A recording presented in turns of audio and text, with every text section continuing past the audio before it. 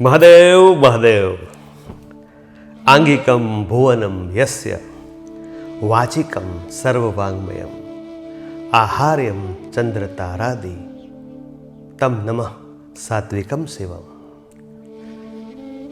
શિવરાત્રિ આવી રહી છે, મહાશિવરાત્રિ, દેવાધિદેવ મહાદેવનું પર્વ.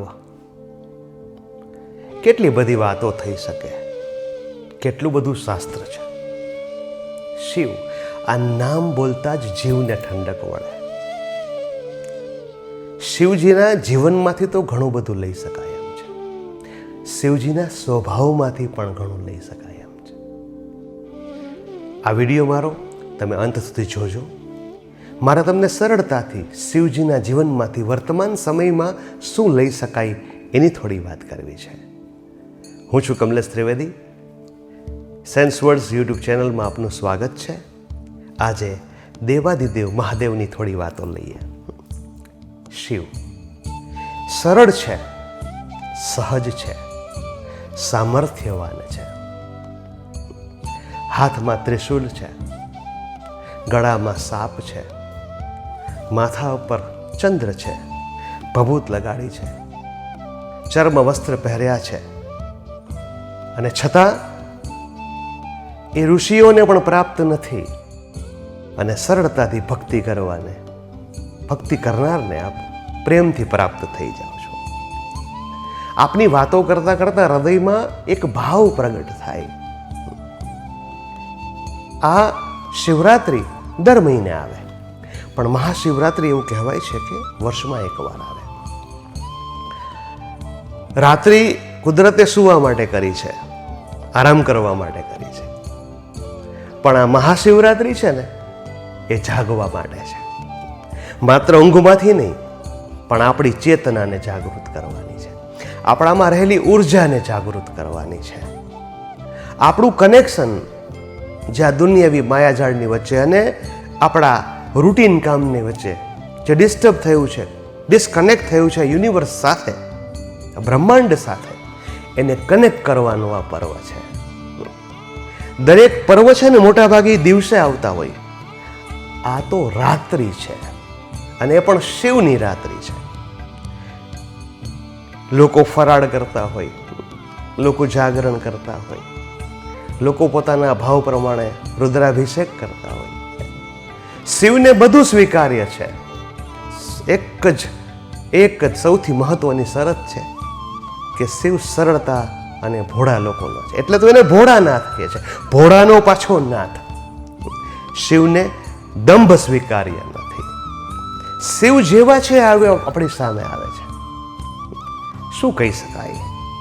હું તો એમ માનું છું કે મારી પાત્રતા નથી કે હું શિવજી પર વાત કરું, પણ એક નાનકડું કાલું ઘેલું સંતાન જેમ પોતાના માતા પિતાને પ્રેમ કરે ને વાત કરે ને, એવી રીતે હું કદાચ શિવજી વિશે વાત કરી શકું.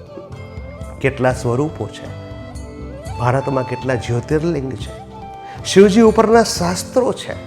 જો આપને વાંચવાનો શોખ હોય તો આપ શિવ સૂત્ર વાંચી શકો છો. જો આપને વાંચવાનો શોખ હોય તો આપ શિવ સ્વરોદય વાંચી શકો છો. આજના ઇન્સ્ટાગ્રામ, ફેસબુક, યુટ્યુબના યુગમાં જ્યારે લોકો સારા છે એના કરતાં વધારે સારા દેખાવાનો પ્રયત્ન કરે છે, જે નથી એ દેખાવાનો પ્રયત્ન કરે છે, ત્યારે શિવજીના જીવનમાંથી એક નાનકડો સંદેશ મને એમ લાગે છે કે મારે તમારી સાથે શેર કરવો જોઈએ. કોઈ પણ આપણે રીલ બનાવીએ કે કંઈ પણ કરીએ તો આપણે ખૂબ સરસ તૈયાર થઈએ, આપણી પાસે વાહન ન હોય એવા વાહન સાથે આપણે ફોટા પડાવીએ, આપણો બંગલો ન હોય ને કોઈના બંગલા પાસે આપણે ફોટા પડાવીએ, અને આપણે હોય એના કરતાં વધારે લાર્જર ધેન રિયલ સાઇઝ આપણે કરતા હોય. તો શિવજી શું કહે છે કે ભાઈ અર્ધચંદ્રાકાર ચંદ્ર ઉપર, રાઈટ, ગળામાં સર્પ ભભૂતિ લગાડી છે, નંદી જેવું તો એનું વાહન છે. શું બતાવે છે? અત્યારે બધા મોટિવેશનલ સ્પીકર કહે છે ને, બી યુ, જેવા છો એવા દેખાવ. એ તો હજારો વર્ષ પહેલા શિવજી શીખડાવી ગયા કે તમે સાવ સરળતાથી, સાવ સરળ રહી શકો, જેવા છો એવા લોકોની સામે આવો. તો માં પાર્વતી છે, રાઈટ, માં પાર્વતી છે એ જેને કહેવાય કે એકદમ ઓળઘોળ થઈ ગયા, કારણ કે સત્ય શિવ તત્વ છે. જીવ તત્વ છે, સરળ તત્વ છે. તો જેવા છે એવા આપણે લોકોની સામે આવીએ, લોકો સ્વીકારશે જ, અને લોકોના સ્વીકારથી જીવન જીવાતું નથી. શિવજીએ કેટલો મહાન સંદેશ આપ્યો છે એના જીવન દ્વારા, કે જે ભૂત પ્રેતની વાતો લોકો કરે છે, જેનું નામ લેતા પણ આપણને દુઃખ થાય, તકલીફ થાય, અકળામણ થાય, એવા લોકોને તો એ પોતાની જાનમાં લઈ જાય છે, એની સાથે રાખે છે. જે તરછોડાયેલા છે, જે વંચિતો છે એને કહી શકાય આપણે, એવાને ગળે લગાડે છે. સમષ્ટિનું કલ્યાણ જેના જીવનનો ધ્યેય છે, હેતુ છે. જ્યારે સમુદ્ર મંથન થયું ત્યારે બધાએ સારું સારું લીધું, સરસ મજાનું, દેવ હોય દાનવ હોય. વિષની વાત આવી તો કે હવે શું કરવું? તો વિષ માટે કોને બોલાવવા પડે? તો કે મહાદેવને. અને એ સમષ્ટિના કલ્યાણ માટે હળાહળ વિષ પી જાય, ગળા સુધી રહે, એટલે આપણે એને નીલકંઠ કહીએ. આપણે સમાજમાં પણ આવું કરવું પડે, પરિવારમાં પણ કરવું પડે, કડવું ગળવું પડે. જો કડવું ગળીએ ને તો આખા સમગ્ર પરિવારનું કલ્યાણ થાય. કેટલી વાતો કરવી, ખૂટે એમ નથી. કારણ કે શિવ વિશે તો જેટલું કહીએ, રુદ્રાક્ષની વાત કરી તો મહિમા આવે, ભભૂતની વાત કરી તો મહિમા આવે, એના રહેઠાણની વાત, કૈલાસની વાત કરી તો મહિમા આવે, એનું ડમરું, ત્રિશૂલ. કોઈ દેવ છે આપણા, એ દેવને એના ચિત્રમાં અથવા એની વ્યવસ્થામાં આપણે ત્રીજું નેત્ર નથી જોતા, એ શિવજીમાં જોઈએ છીએ. વિશેષ દ્રષ્ટિ ધરાવે છે. જીવન આખું પૂરું થઈ જાય, જન્મારાઓ ચાલ્યા જાય ને તો પણ શિવનો મહિમા આપણે કહી શકીએ નથી. પણ શિવના જીવનમાંથી થોડીક વાતો, થોડા સંદેશાઓ આપણી ક્ષમતા પ્રમાણે આપણા જીવનમાં ઉતારીએ, અને આપણે માત્ર આપણા માટે નહીં, જેમ શિવ અન્ય માટે જીવ્યા હતા એમ થોડું અન્ય માટે જીવીએ, તો મને એમ લાગે છે કે મહાશિવરાત્રિને આપણે સાચા અર્થમાં સમજી કહેવાય. અંતમાં શિવ ઉપર લખેલી 2 પંક્તિ તમારી સાથે શેર કરી અને આજના વિડીયોને આપણે વિરામ આપશું.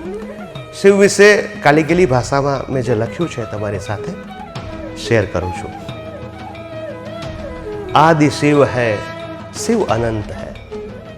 आदि शिव है, शिव अनंत है, शिव अमर अविनाशी है, त्रिनेत्रेश्वर त्रिशूलधारी, कृपालु भोले भंडारी है. बधाने हर हर महादेव, नमः पार्वती पते, हर हर महादेव. હા, જો આપને આજની મારી આ વાત સ્પર્શી હોય તો આ વિડીયોને લાઈક કરજો, શેર કરજો, કમેન્ટ પણ હર હર મહાદેવ કરીને કરજો, અને સબસ્ક્રાઈબ કરવાનું તો ભૂલતા જ નહીં. આપ સૌનો આ વિડીયો છેલ્લે સુધી જોવા બદલ ખૂબ ખૂબ ધન્યવાદ. સૌને જય ભોલેનાથ.